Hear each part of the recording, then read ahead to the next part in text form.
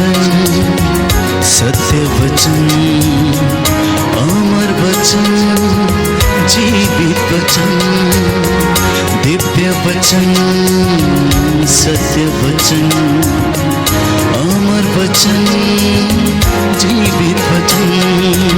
साई दा बामा बनी दा बामा बगरे रे सा रे सा रे सा रे सा। दिव्य वचन, सत्य वचन, अमर वचन, जीवित वचन, दिव्य वचन, दिव्य वचन।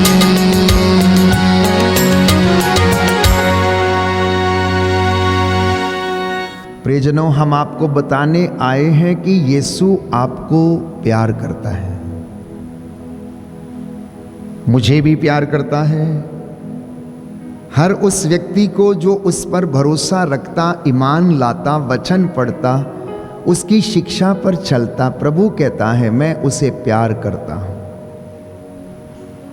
मैं आपको बताने आया हूं कि जिस परमेश्वर का हम प्रचार करते हैं, जिस यीशु मसीह के वचन की हम घोषणा करते हैं, वो जिंदा परमेश्वर, जीवितों का परमेश्वर है, वो मरे हुओं का परमेश्वर नहीं। परमेश्वर का वचन रोमियो के पत्र में हमें याद दिलाता है कि ईश्वर ने अपने पवित्र आत्मा के सामर्थ्य से यीशु मसीह को मुर्दों में से जिलाया, और प्रभु यीशु स्वयं इस बात को कहता है। प्रकाशना ग्रंथ में हम पढ़ते हैं, देखो मैं मर गया था लेकिन मैं जी उठा हूं। मैं जिंदा हूं इसलिए तुम लोग भी जिंदा हो। उसका वचन जिंदा है इसलिए मैं और आप उन वचनों से सामर्थ्य प्राप्त करते हैं। प्यारे भाइयों और बहनों, यदि वो जिंदा नहीं होता तो उसके वचन में सामर्थ्य भी नहीं होता। और जब मैं और आप उस वचन को सुनते तो ये वचन मेरे और आपके लिए कोई काम नहीं करते, क्योंकि परमेश्वर, प्यारे भाइयों और बहनों, जीवितों का ईश्वर है, आदर महिमा सम्मान का वो अधिकारी है। इसलिए प्यारे भाइयों और बहनों, प्रभु का वचन हमें बताता है, स्वयं प्रभु यीशु इस बात को कहता है कि देखो मैं मर गया था लेकिन मैं जी गया हूं।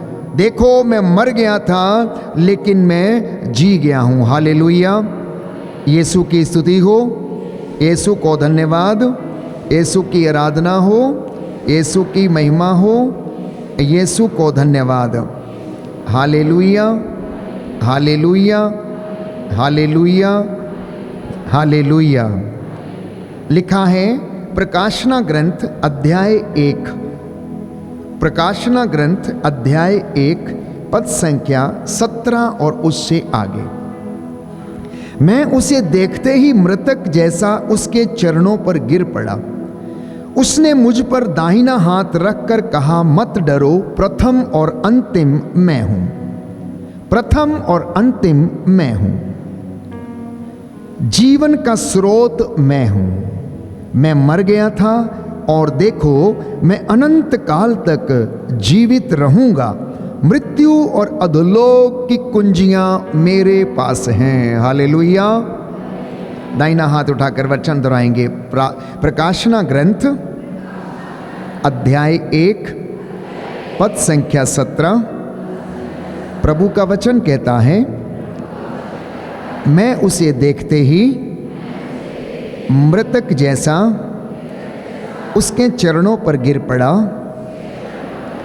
उसने मुझ पर अपना दाहिना हाथ रख कर कहा, मत डरो, प्रथम और अंतिम मैं हूं, जीवन का स्रोत मैं हूं। मैं मर गया था और देखो मैं अनंत काल तक जीवित रहूंगा।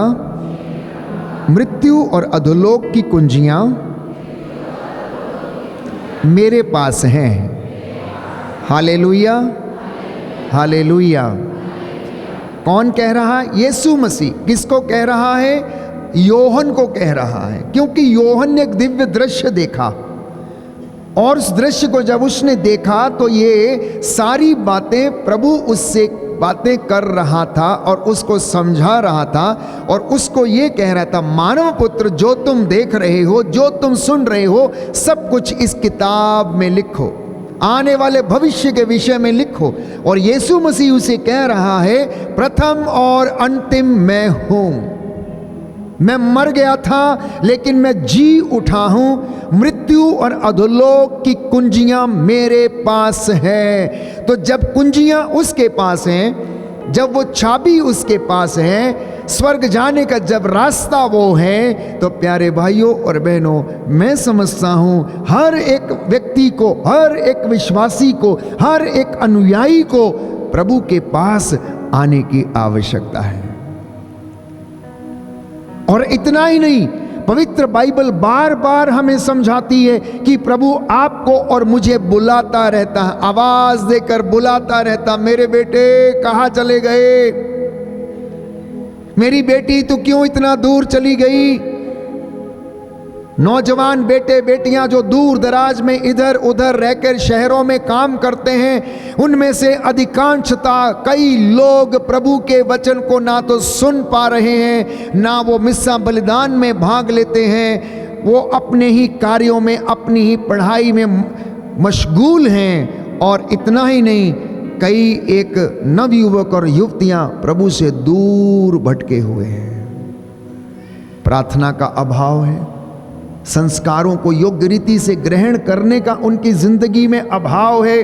लेकिन प्रभु यीशु प्यारे भाइयों और बहनों खोजता है, आता है मेरे और आपके पीछे। आप में से कोई एक खो जाए तो भटकी हुई भेड़ को जैसे चरवाहा ढूंढने के लिए जाता, यीशु मसीह वैसे ही जाता है। बाइबल हमें बताती है इस विषय में। प्रभु का वचन ये कहता है, क्योंकि उसने संसार को इतना प्यार किया। योहन का सुसमाचार अध्याय 3 पद संख्या 16। क्योंकि उसने संसार को इतना प्यार किया कि उसके लिए उसने अपने इकलौते पुत्र को कुर्बान कर दिया, ताकि जो कोई उसमें विश्वास करे उसका सर्वनाश ना हो, बल्कि वो क्या करे, मुक्ति प्राप्त करे। आप मुक्ति प्राप्त करना चाहते हैं? आप मुक्ति प्राप्त करना चाहते हैं तो संत पौलुस कहता, डरते कांपते हुए अपनी मुक्ति के प्रयास में आप लोग लगे रहें। परमेश्वर का वचन मजाक में उड़ाया नहीं जाता, उसके वचन का ठट्ठा नहीं किया जाता। उसके विचार उसके वचन को गंभीरता से ग्रहण करना और अपनी जिंदगी में उसे लागू करना, ये परमेश्वर बुलाता है। तो मैंने कहा मैं आपको समझाने आया हूँ, बताने आया हूँ। हालांकि आप जानते हैं ये बात बार बार आपको समझाई जाती है कि यीशु मसीह जिंदा परमेश्वर है। उसके वचन जीवंत सशक्त दुधारी तलवार के जैसे हैं। उसके वचन आत्मा और जीवन है। कोई व्यक्ति उन वचनों को सुन ले तो वो बदले बिना नहीं रहेगा। प्यारे भाइयों और बहनों, कोई व्यक्ति अगर यीशु मसीह की शिक्षा को अपनी जिंदगी में आत्मसात कर ले तो वो बदले बिना नहीं रहेगा, पहली बात। दूसरी बात, अगर कोई व्यक्ति यीशु मसीह के हाथ पड़ जाए तो वो भी बिना बदले हुए नहीं रहेगा। मैंने आपको कई बार समझाने का प्रयास किया कि एक बढ़ई जो घर बनाता है, चीजें बनाता है, ये बेंचें बनाई हैं उसने और बहुत सारी ऐसी चीजें जो कि घर में शोकेस में रखने के लायक होती हैं, उसके हाथ में लकड़ी का लट्ठा जिसका कोई आकार नहीं होता, जिसका कोई शेप नहीं होता, वो जंगल से लकड़ी उठाकर लाई जाती है, बढ़ई के हाथ में दे दी जाती है। बढ़ई उसे काटता है, छांटता है, प्लेन करता, रंदा लगाता, रेगमाल लगाता, पॉलिश करता, पेंट करता और उसके बाद वो 50 रुपये या 100 रुपये या 1000 रुपये की लकड़ी जिसका कोई अपना आकार नहीं था, मूल्य नहीं होता है, तराशने के बाद वो लकड़ी की कीमत लाखों रुपए में हो जाती है और वो शोकेस में सजाई जाती है। आप और मैं, ये दुनिया के लोग उस लकड़ी के लट्ठे के जैसे हो जाते हैं कभी कभी, जो अपना स्वरूप खो देते हैं, आत्मा खो देते हैं, अंतरात्मा खो देते हैं, जमीर मर जाता है, विश्वास खत्म हो जाता है, प्रार्थना खत्म हो जाती है, संस्कार हमारी जिंदगी से दूर हो जाते हैं। लड़ाई झगड़ा ईर्ष्या द्वेष के कारण हमारा जीवन जो है खराब होने लगता है और ऐसी परिस्थिति में इंसान टूट जाता है। ऐसी परिस्थिति में इंसान निराश होने लगता है। और उन क्षणों में अगर प्यारे भाइयों और बहनों कोई व्यक्ति यीशु मसीह के हाथों में पड़ जाए, पश्चाताप कर ले, अपने आप को उसके हाथों में दे दे, तो मैं आपको विश्वास दिलाता हूं यीशु मसीह आपकी जिंदगी का आकार बदल देता, भाग्य बदल देगा वो। जैसा कि वचन में लिखा यिर्मयाह नबी के ग्रंथ अध्याय 29 में हम पढ़ेंगे प्यारे भाइयों और बहनों कि मैं तुम्हारा भाग्य पलट दूंगा। बोलो आमीन, हालेलुया, हालेलुया, हालेलुया। यीशु की स्तुति हो, यीशु को धन्यवाद, यीशु की आराधना हो, यीशु की महिमा हो। हालेलुया। वचन पढ़ूंगा मैं आपके लिए, यिर्मयाह नबी का ग्रंथ अध्याय 29 पद संख्या 11 और उससे आगे। क्योंकि मैं तुम्हारे लिए निर्धारित अपनी योजनाएं जानता हूं। ये प्रभु की वाणी है, तुम्हारे हित की योजनाएं, अहित की नहीं। तुम्हारे लिए आशामय भविष्य की योजनाएं हैं। जब तुम मुझे पुकारोगे और मुझसे प्रार्थना करोगे तो मैं तुम्हारी प्रार्थना सुनूंगा। जब तुम मुझे ढूंढोगे तो मुझे पा जाओगे। यदि तुम मुझे संपूर्ण हृदय से ढूंढोगे तो मैं तुम्हें मिल जाऊंगा। ये प्रभु की वाणी है और मैं तुम्हारा भाग्य पलट दूंगा।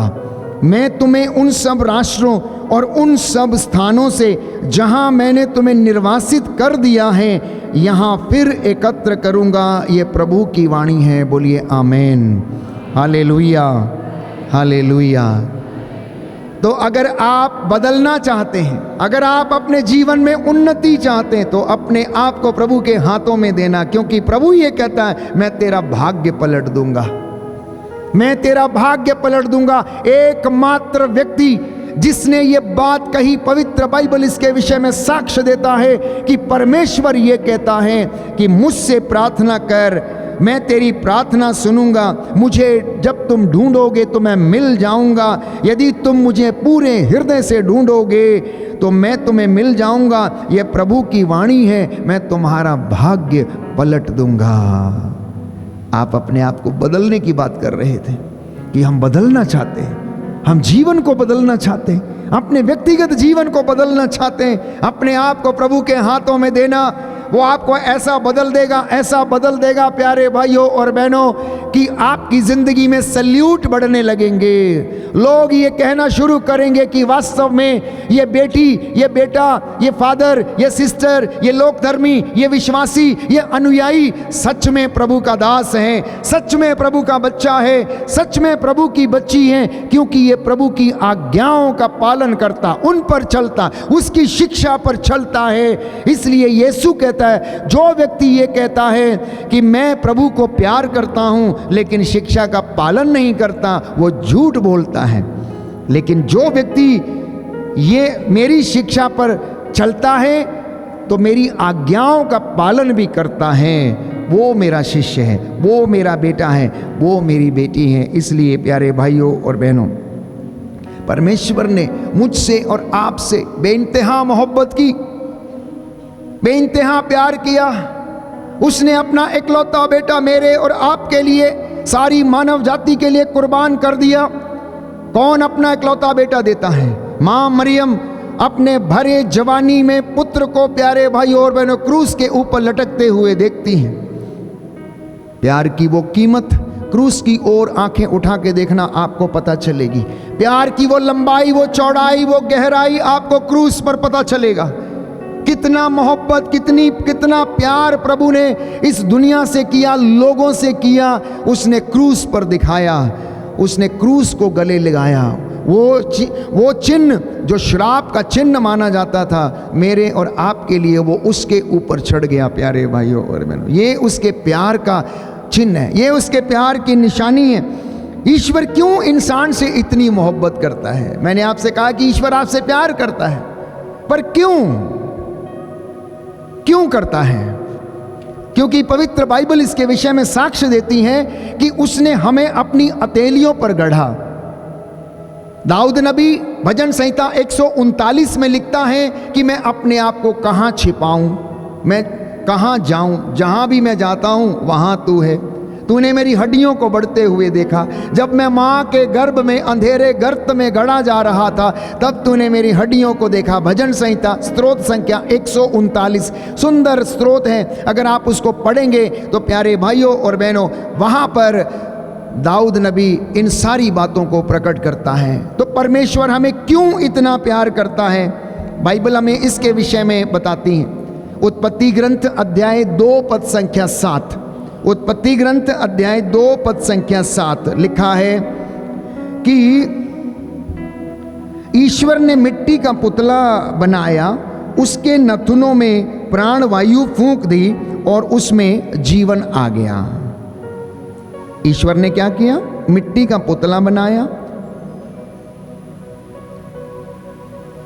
उसके नथुनों में प्राण वायु फूंक दी और उसमें जीवन आ गया। ये मैं वचन आपके साथ पढ़ना चाहता हूं। जिनके पास बाइबल है खोल लें, आप लोग भी पढ़ सकते हैं उसमें से। उत्पत्ति ग्रंथ अध्याय 2 पद संख्या 7, प्रभु ने धरती की मिट्टी से मनुष्य को गढ़ा, उसके नथुनों में प्राण वायु फूंक दी। इस प्रकार मनुष्य एक सजीव तत्व बन गया। इसके बाद ईश्वर ने पूर्व की ओर अदन में एक वाटिका लगाई और उसमें अपने द्वारा गढ़े इस मनुष्य को रखा। हालेलुया, यीशु की स्तुति हो, यीशु को धन्यवाद, यीशु की आराधना हो, यीशु की महिमा हो, यीशु को धन्यवाद। मैंने आपसे सवाल किया, क्यों परमेश्वर हमसे इतना प्यार करता है? तो बाइबल इसके विषय में साक्ष्य देती है उत्पत्ति ग्रंथ अध्याय 2 पद संख्या 7 में कि परमेश्वर ने हमारे अंदर नथनों के जरिए प्राण वायु फूंका, मतलब अपना रूह उसने हमारे अंदर डाला। उसके अंदर जो आत्मा का जो अंश है, उसकी आत्मा का जो अंश उसने हमारे अंदर डाला, मतलब ईश्वर का तत्व हम में मौजूद है। ईश्वर का तत्व हम में मौजूद है, जिसके विषय में बाइबल ये कहती है कि उसने हमारे नथनों में प्राण वायु फूंक दिया। अब नई व्यवस्था में चलते हैं। याकूब का ग्रंथ खोलिए, जिसके पास बाइबल है, अध्याय 4 पद संख्या 5। मैं आपको बाइबल पढ़ाता रहूंगा ताकि आपको समझ में आए कि परमेश्वर ये बातें हमसे जब करता है तो क्यों करता। बाइबल इसके विषय में क्या कहती है? याकूब का पत्र अध्याय 4 पद संख्या 5 और उससे आगे। याकूब का पत्र अध्याय 4 पद संख्या 5 और उससे आगे। Hallelujah, hallelujah, hallelujah. मैं आपके लिए ये वचन पढ़ना चाहता हूं। लिखा है, क्या आप समझते हैं कि धर्म ग्रंथ अकारण कहता है कि ईश्वर ने जिस आत्मा का हम में समावेश किया वह उसको अपने लिए ही चाहता है। समझ में आया कि परमेश्वर मेरी और आपकी खोज में क्यों रहता है? बाइबल इसके विषय में क्या कह रही है? उत्पत्ति ग्रंथ में लिखा कि उसने प्राण वायु हमारे अंदर डाला, अपनी रूह उसने हमारे अंदर डाली। अब नए व्यवस्थान में हम पढ़ते हैं याकूब क्या कह रहा है। क्या धर्म ग्रंथ अकारण इस बात को कहता है कि जिस आत्मा का समावेश उसने हमारे अंदर किया है, जो रूह उसने हमारे अंदर डाली है, अब वो परमेश्वर उस आत्मा को अपने लिए वापस चाहता है। इसलिए वो चाहता है कि ये रूह पवित्र हो, इंसान पवित्र हो, क्योंकि बाइबल हमें बताती है। अब प्रकाशना ग्रंथ में हम चलते हैं कि कोई भी अपवित्र वस्तु स्वर्ग में प्रवेश नहीं कर सकती। कोई भी अपवित्र वस्तु स्वर्ग में प्रवेश नहीं कर सकती। इसलिए इस आत्मा को पवित्र होना, इस आत्मा को शुद्ध होना, इस आत्मा को प्यारे भाइयों और बहनों ईश्वर के योग्य बनना अनिवार्य है। हालेलुया, बोलिए जोर से हालेलुया, हालेलुया। यीशु की स्तुति हो, यीशु की आराधना हो, यीशु की महिमा हो, यीशु को धन्यवाद। Hallelujah, hallelujah, hallelujah, hallelujah. यहाँ पर देखिए लिखा है प्रकाशना ग्रंथ अध्याय 21 पद संख्या 7 और उससे आगे, पद संख्या 7 और उससे आगे। यह विजयी की विरासत है, मैं उसका ईश्वर होऊंगा और वह मेरा पुत्र होगा। लेकिन कायरों, अविश्वासियों, नीचों, हत्यारों, व्यभिचारियों, ओझों, मूर्ति पूजकों और हर प्रकार के मिथ्यावादियों का भाग्य यह होगा, धधकती आग और गंधक के कुंड में द्वितीय मृत्यु होगी। तो जब ये साधना का आयोजन किया जाता है, जब पाप स्वीकार संस्कार का आयोजन किया जाता है, तो पवित्र कलीसिया ये चाहती है कि हम परमेश्वर के पास लौटें, अपने मन को शुद्ध करें, विचारों को पवित्र करें, आत्मा को पवित्र करें, जिससे कि ये आत्मा परमेश्वर के पास जाने के लायक हो जाए, उसकी हजूरी में खड़े होने के लायक हो जाए, उसकी सिताइश करने के लायक हो जाए, उसकी बंदगी में खड़ी होने के लायक हो जाए। इसलिए प्रार्थना आवश्यक है, दान पुण्य आवश्यक है, दशमांश देना आवश्यक है, निवेदन मध्यस्थता करना आवश्यक है, पश्चाताप करना आवश्यक है, संस्कारों को योग्य रीति से ग्रहण करना आवश्यक है, क्योंकि ये संस्कार आंतरिक कृपाओं के बाहरी चिन्ह हैं जो हमें शुद्ध करते हैं, पवित्र करते हैं, हमारी आत्मा को निर्मल बनाते, ताकि ये आत्मा प्रभु के पास फिर से निर्मल, शुद्ध और पवित्र होकर उसके पास लौटे। समझ में आया आप लोगों को क्यों परमेश्वर आपसे प्यार करता है? सबसे पहले मैंने कहा क्योंकि उसने अपनी आत्मा हमारे अंदर डाली, पहली बात। दूसरी बात मैंने कही, इसलिए धर्म ग्रंथ ये कहता है जिस आत्मा का समावेश उसने हमारे अंदर किया, अब वो उसे वापस चाहता है। गंदी आत्मा, दुष्ट आत्मा स्वर्ग राज्य में प्रवेश नहीं कर सकती, जैसा कि प्रकाशना ग्रंथ अध्याय 21 पद संख्या 7 और आगे मैंने आपके लिए पढ़ा। नीच, हत्यारे, ओझे, शराबी, लौंडे या इस प्रकार के जितने भी लोग हैं, ये कोई भी स्वर्ग में प्रवेश नहीं कर पाएगा। ये धधकती आग में डाले जाएंगे और इनकी द्वितीय मृत्यु होगी। एक मृत्यु शरीर की, जो पूरी दुनिया के लोगों को मिलेगी। ये शरीर जो मिट्टी से बना है, ये मिट्टी में मिल जाएगा, एक तो ये, लेकिन दूसरा हमारी आत्मा की मृत्यु। प्यारे भाइयों और बहनों, हमारी आत्मा की मृत्यु। इसलिए परमेश्वर ये चाहता है कि मैं और आप पश्चाताप के जरिए प्रभु के नजदीक आने का प्रयास करें। साल में एक बार 3 दिवसीय आध्यात्मिक सत्संग या साधना का आयोजन किया जाता। आखिर क्यों? साधना आपके लिए, मेरे लिए तपस्या का समय है, पहली बात। ईश्वर के पास लौटने का समय है, दूसरी बात। तीसरी बात, अपने रिन्यूअल का समय, नवीनीकरण का समय है। चौथी बात, अपने जीवन को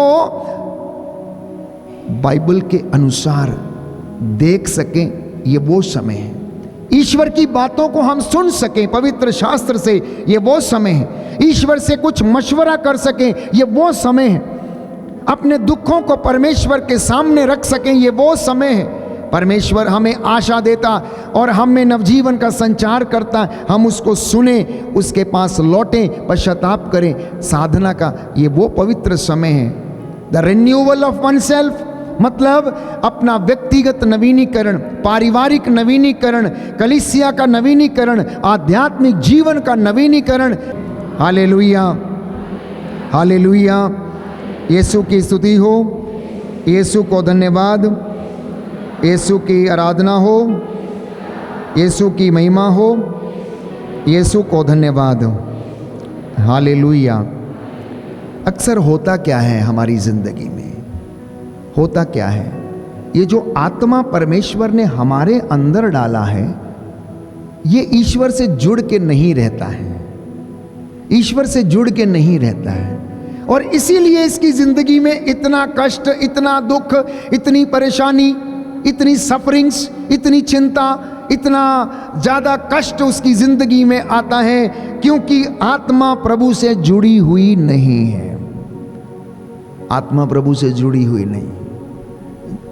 कुछ समय के लिए जब मैं और आप प्रार्थना करते हैं, ध्यान मनन करते हैं, प्रेज एंड वर्शिप करते हैं, हालेलुया गाते हैं, कुछ क्षणों के लिए हम आत्मा को प्रभु के साथ जोड़ने का प्रयास करते हैं, तो इंसान जितना परमेश्वर से दूर जाता है उतना ही अशांत रहता है।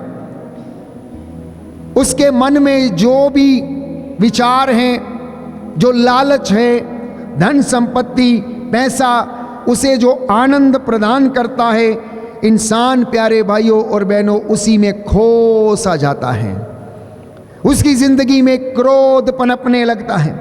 माता पिता से, भाई बहनों से और अन्य लोगों से उसके रिश्ते कभी कभी बिगड़ जाते हैं, क्योंकि वो परमेश्वर से दूर चला जाता है, वचन से भी दूर चला जाता, इसलिए उसका आध्यात्मिक जीवन जो है वो नष्ट होता जाता है, नष्ट होता जाता है।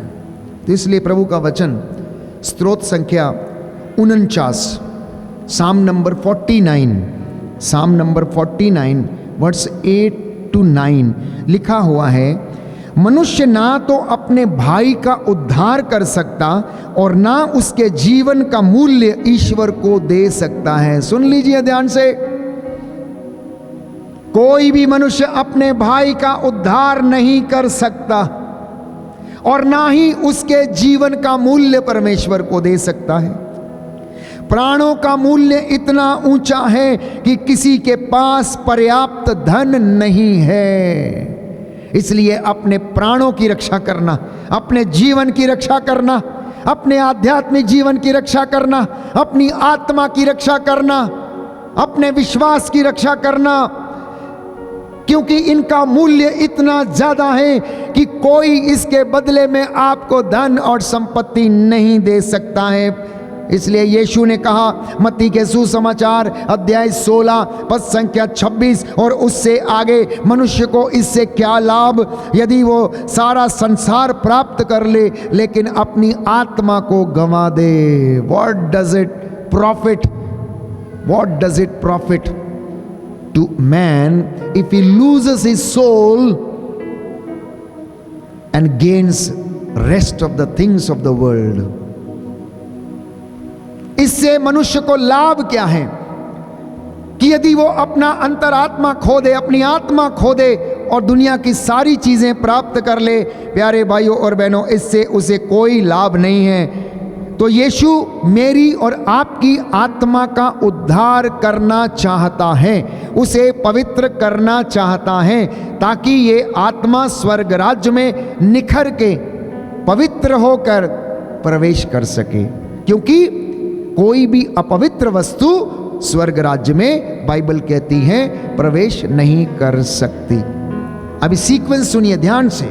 मैंने कहा यीशु आपसे प्यार करता है, फिर मैंने दूसरा सवाल आपसे किया क्यों प्यार करता है, क्योंकि परमेश्वर ने अपनी आत्मा आपके अंदर डाली। तीसरी बात मैंने कही, परमेश्वर जानता है कि इनका हृदय मुझसे दूर है, क्योंकि इनकी आत्मा मुझसे जुड़ी नहीं रहती और ये पाप करती जाती हैं, इसलिए वो ढूंढने के लिए आता है, खोजने के लिए आता है। क्योंकि याकूब के पत्र में हम पढ़ते हैं उस आत्मा को जिसका समावेश परमेश्वर ने हमारे अंदर किया है, अब वो अपने लिए उसे वापस चाहता है। तो मेरा और आपका ये आध्यात्मिक कार्यक्रम, सत्संग, प्रार्थना, वर्शिप, रिट्रीट, साधना या तपस्या या पछतावा, ये हमारी आत्मा को पवित्र करने का जरिया है। जब हमारी आत्मा पवित्र होती है, स्ट्रांग होती है, मजबूत होती है, वो हमारे शरीर को भी बल प्रदान करती है। प्यारे भाइयों और बहनों, शरीर को भी बल प्रदान करती है। जब वो परमेश्वर से जुड़ी रहती है तो परमेश्वर हमें आशीष और अनुग्रह प्रदान करता जाता है। बोलिए आमीन, हालेलुया, हालेलुया, हालेलुया, हालेलुया। तो यीशु के पास समय नहीं था, ना खाने का, ना लोगों से यहाँ तक कि मिलने तक का भी समय नहीं था। केवल उनके पास समय था लोगों को वचन सुनाने और उनको लाने की, किस तरीके से आत्माओं को बचाया जाए। दिन भर वचन सुनाते, शाम को उनके सिर के ऊपर हाथ रखते थे और लोगों को चंगा करते थे। लोग अपने बीमारों के खटोले लेकर, चारपाइयाँ लेकर यीशु के सामने लाकर रखते थे और वो उनके ऊपर हाथ रखते थे संध्या के समय और उनको चंगा करते। लेकिन उससे पहले वो वचन सुनाते थे, पूरा दिन वचन सुनाते थे, शाम को लोगों को चंगाई का वरदान देते थे। ये उनकी खासियत थी, ये उनकी सेवकाई थी प्यारे भाइयों और बहनों। लिखा है मार्कुस के सुसमाचार अध्याय 4 पद संख्या 35 और उससे आगे, संध्या समय यीशु ने अपने शिष्यों से कहा, हमें उस पार जाना है, गेरासीनियों के प्रदेश, उनको वहाँ भी कार्य करना है, उनको वहाँ भी कार्य करना है, वचन सुनाना है।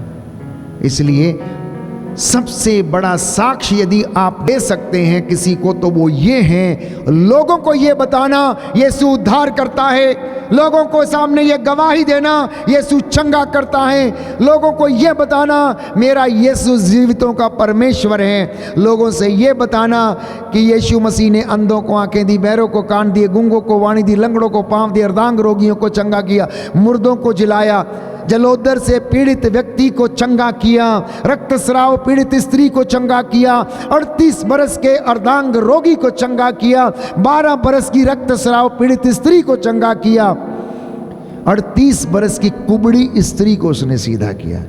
जब आप ये गवाहियां प्रभु के लिए देते हैं तो आपके और मेरे जीवन में भी वो आशीष आती। इसलिए बाइबल कहती है कितने पावन हैं वो चरण जो प्रभु के वचन की घोषणा करते या वचन को सुनाते हैं या उसके नाम की गवाही देते हैं। प्यारे भाइयों और बहनों, उसके लिए परमेश्वर आपको पुरस्कार देगा, धार्मिकता का पुरस्कार, विश्वास का पुरस्कार, साक्ष्य का पुरस्कार।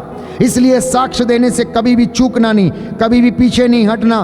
तो ईश्वर के राज्य का रहस्य लोगों के ऊपर प्रकट करने के लिए यीशु मसीह का उत्साह जो था वो देखने लायक था। चेले भी जब पेंतेकोस्त का दिन आया, पवित्र आत्मा उनके ऊपर उतरा, चेलों का मन परिवर्तन हो गया, चेले नई नई भाषाएं बोलने लगे और वो जहाँ जहाँ गए यीशु मसीह का प्रचार करते गए। उन्हें मारा गया कोड़ों से, उन्हें सभागृहों में घसीटा गया, लेकिन उन्होंने क्या कहा? हमने जो सुना, हमने जो देखा, हमने जो अनुभव किया, उसे नहीं बोलना हमारे लिए असंभव बात है। मारना चाहते हो, मार लो। और बाइबल कहती है, प्रेरितों के कार्यकलाप में हम पढ़ते हैं कि उन्हें सभागृह में कोड़े लगाए जाते थे, उन्हें मारा जाता था, उन्हें चेतावनी दी जाती थी कि आज के बाद इस गांव में प्रवेश मत करना, लेकिन वो मानते नहीं थे और वचन को लेकर चलते थे। हालेलुया, यीशु की स्तुति हो, यीशु को धन्यवाद, यीशु की आराधना हो, यीशु की महिमा हो, यीशु को धन्यवाद। एक और सुंदर मैं वचन आपके साथ साझा करना चाहता हूं। प्रज्ञा ग्रंथ अध्याय 15 पद संख्या 8। प्रज्ञा ग्रंथ अध्याय 15 पद संख्या 8 लिखा है, ईश्वर का जीव हम में है जो वह वापस मांगा जाएगा। ईश्वर का जीव हम में है और वह वापस मांगा जाएगा। इसीलिए मुझे और आपको हमेशा तत्पर रहना है कि मैं और आप योग्य रीति से प्रभु के चरणों में आए, योग्य रीति से परम प्रसाद लें, योग्य रीति से पश्चाताप का संस्कार ग्रहण करें और अपने आप को शुद्ध रखें, पवित्र रखें, मन सोच विचार को, क्योंकि ये जीव हमारे अंदर जो है ये वापस मांगा जाएगा और प्रभु चाहता है कि वो जीव पवित्र रहे। बोलिए आमीन, हालेलुया, हालेलुया, हालेलुया। इतना ही नहीं, पवित्र बाइबल कहती है गरीबों को दान देना ईश्वर को उधार देने जैसा है। गरीबों को दान देना ईश्वर को उधार देने के जैसा है। गरीबों को दान देना ईश्वर को उधार देने के जैसा है। और इसके विषय में वो कहता है कि परमेश्वर उसे भरपूरी मात्रा में क्या करेगा? लौटाएगा, लौटाएगा। बोलिए आमीन। तो आप और मैं जो यहाँ पर मौजूद हैं, अब आप मुझसे पूछेंगे कि फादर जी, परमेश्वर हमसे इतना प्यार करता है तो हम परमेश्वर को कैसे प्यार करें? हम परमेश्वर को कैसे प्यार करें? हर व्यक्ति चाहता है प्यार करे, हर व्यक्ति चाहता है मिस्सा बलिदान जाए, हर व्यक्ति चाहता है कि पश्चाताप के दिनों में, 40 के दिनों में उपवास करे, दान पुण्य करे। लेकिन प्यारे भाइयों और बहनों, कभी कभी हम लोग क्या होते हैं? असमर्थ रहते हैं। तो तो परमेश्वर को प्यार करने का सबसे पहला माध्यम यह है कि ईश्वर को अपने घर में प्रथम स्थान देना। ईश्वर को अपने घर में प्रथम स्थान देना। इन एवरीथिंग, हर चीज में परमेश्वर को महिमा देना, क्योंकि वो आदर, महिमा और सम्मान का अधिकारी है। हर बात में उसको महिमा देना, अपने परिवार में उसका आदर करना, क्योंकि बाइबल कहती है एक परमेश्वर है, उसकी आराधना कर, उसको छोड़कर और किसी की आराधना मत कर। अपने प्रभु का नाम व्यर्थ ना ले, उसका दिन पवित्र रख, माता पिता का आदर कर। इतना ही नहीं, अपने घर में, अपने काम में, अपनी चीज़ों में, अपने व्यक्तिगत जीवन में सबसे पहली बात जो है वो परमेश्वर को समर्पित हो जाए। सामुएल का पहला ग्रंथ अध्याय 2 पद संख्या 30 और उससे आगे लिखा है, जो मेरा आदर करता है मैं उनका आदर करता हूं। जो मेरा आदर करता है मैं उनका आदर करता हूं। Anyone who respects me I respect him. Samuel का पहला ग्रंथ अध्याय 2 पद संख्या 30 और उससे आगे। जिनके पास बाइबल है खोल लें, पढ़ सकते हैं। सुंदर वचन है प्यारे भाइयों और बहनों, मैं आपके लिए पढ़ना चाहता हूं ये वचन। अध्याय 2 पद संख्या 30 और उससे आगे लिखा है, इसलिए प्रभु इज़राइल का ईश्वर ये कहता है। कौन कहता है? प्रभु इज़राइल का ईश्वर, मैंने कहा था कि तुम्हारा और तुम्हारे पिता का घराना सदा मेरे पवित्र स्थान पर मेरी सेवा करेगा, किंतु अब प्रभु ये कहता है ऐसा नहीं होगा। मैं उन्हीं का आदर करता हूँ जो मेरा आदर करते हैं, परंतु जो मुझे तुच्छ जानते हैं वे भी तुच्छ समझे जाएंगे। हालेलुया, यीशु की स्तुति हो, यीशु को धन्यवाद, यीशु की आराधना हो, यीशु की महिमा हो, यीशु को धन्यवाद। Hallelujah, hallelujah.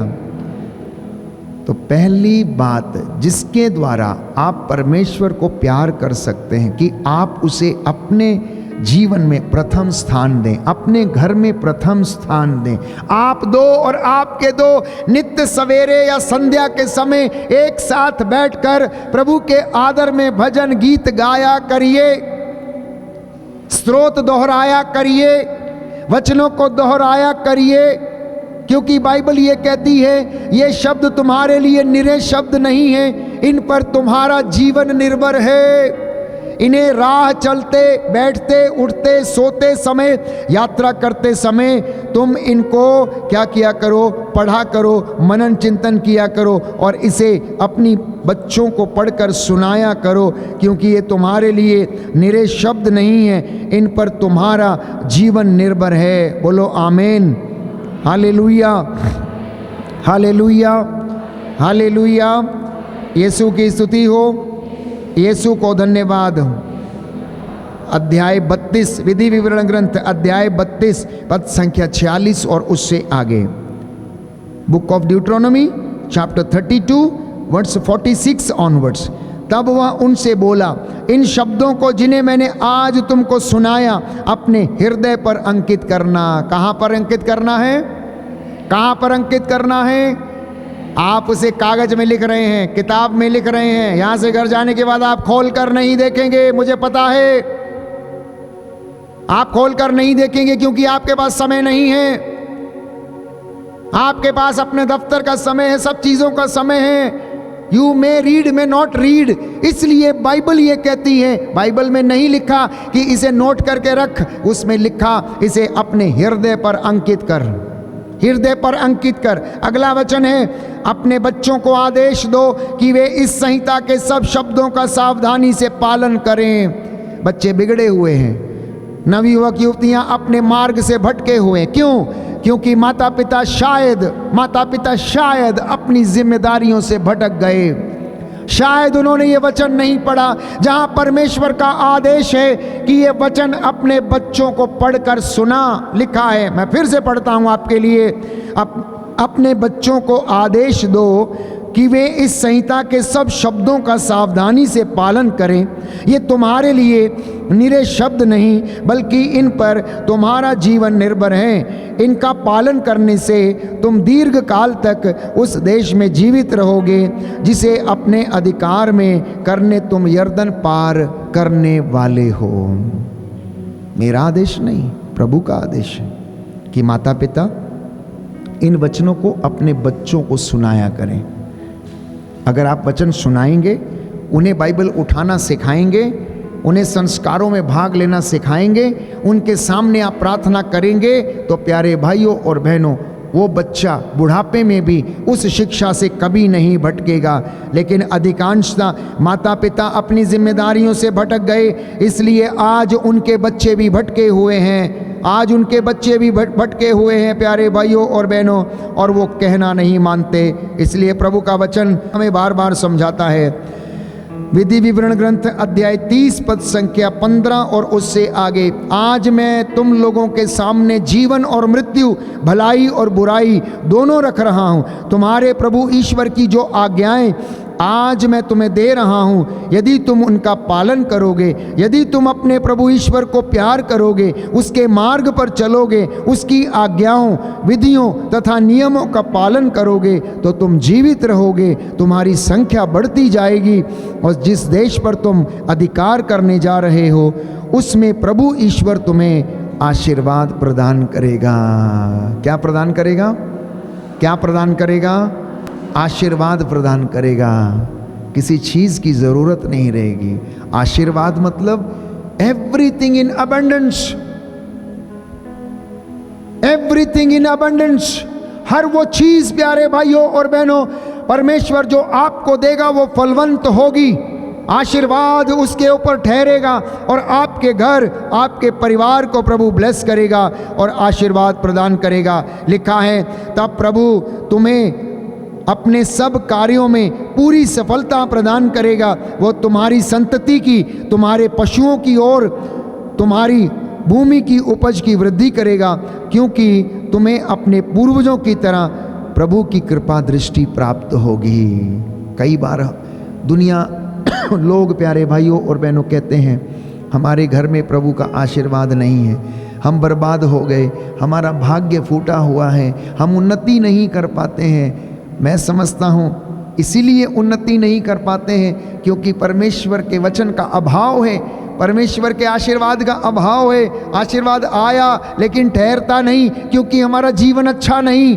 शायद इसी के कारण हम लोग फलवंत नहीं होते हैं, हम लोग फलवंत नहीं होते हैं। लेकिन प्रभु वादा करता है, तब मैं प्रभु तुम्हें अपने सब कार्यों में पूरी सफलता प्रदान करूंगा। वह तुम्हारी संतति की, तुम्हारे पशुओं की और तुम्हारी भूमि की उपज की वृद्धि करेगा, क्योंकि तुम्हें अपने पूर्वजों की तरह प्रभु की कृपा दृष्टि प्राप्त होगी। बोलिए आमीन, हालेलुया, हालेलुया, हालेलुया।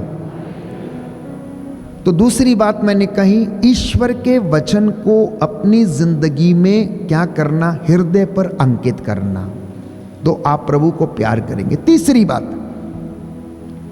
संत पौलुस लिखता है थिस्सलुनीकियों के पहले पत्र अध्याय 5 पद संख्या 1 में, आप लोग जागते रहें, प्रार्थना करते रहें। आप लोग जागते रहें, प्रार्थना करते रहें, जिससे कि आप संकट में ना पड़ जाएं। यीशु मसीह ने यही बात प्यारे भाइयों और बहनों किसको कही? पेतरुस को कही। जब वो गेतसेमनी बाग में प्रार्थना करने के लिए गए, पेतरुस, याकूब और योहन को लेके गए और उनको बोला, तुम लोग यहाँ बैठो, मैं प्रार्थना करने के लिए जाता हूँ, तुम लोग यहाँ बैठो। और आकर देखते हैं कि ये लोग ऊँग रहे हैं। तो यीशु मसीह उनसे कहता है, क्या तुम थोड़े समय तक भी मेरे साथ नहीं जाग सके? जागते रहो, प्रार्थना करते रहो, जिससे कि तुम परीक्षा की घड़ी में ना पड़ जाओ।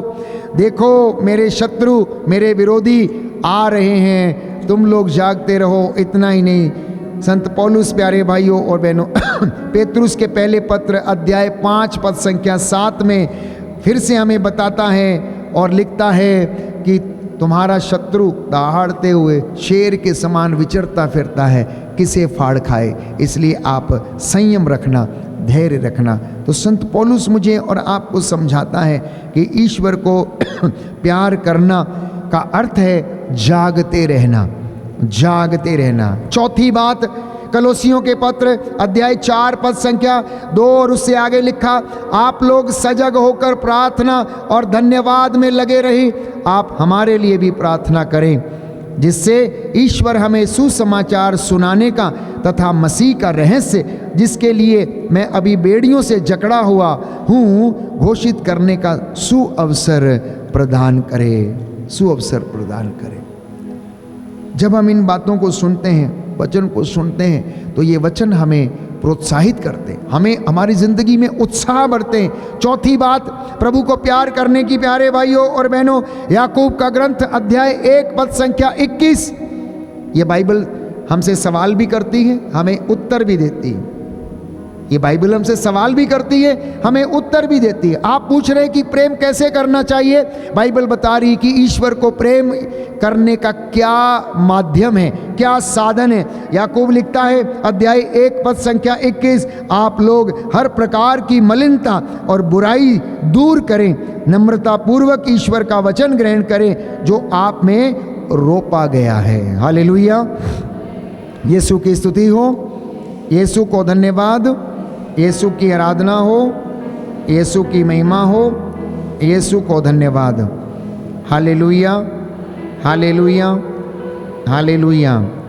मैं आपके लिए ये वचन पढ़ना चाहता हूँ, याकूब का ग्रंथ अध्याय 1 पद संख्या 21, इसलिए आप लोग हर प्रकार की मलिनता और बुराई को दूर कर नम्रता पूर्वक ईश्वर का वह वचन ग्रहण करें जो आप में रोपा गया है और आपकी आत्माओं का उद्धार करने में समर्थ है। प्रभु का वचन क्या करता है?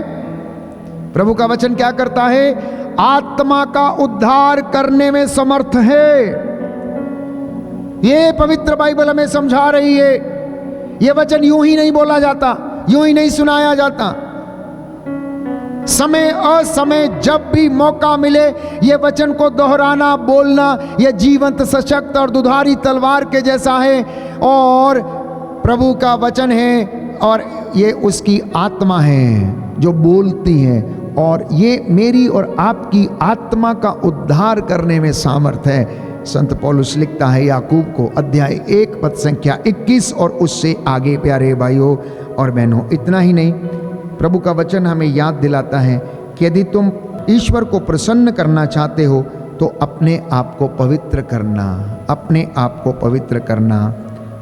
सफन्या नबी का ग्रंथ अध्याय 2 पद संख्या 3 और उससे आगे। Book of prophet Zephaniah, book of prophet Zephaniah, सफन्या नबी का ग्रंथ अध्याय 2 पद संख्या 3 और उससे आगे।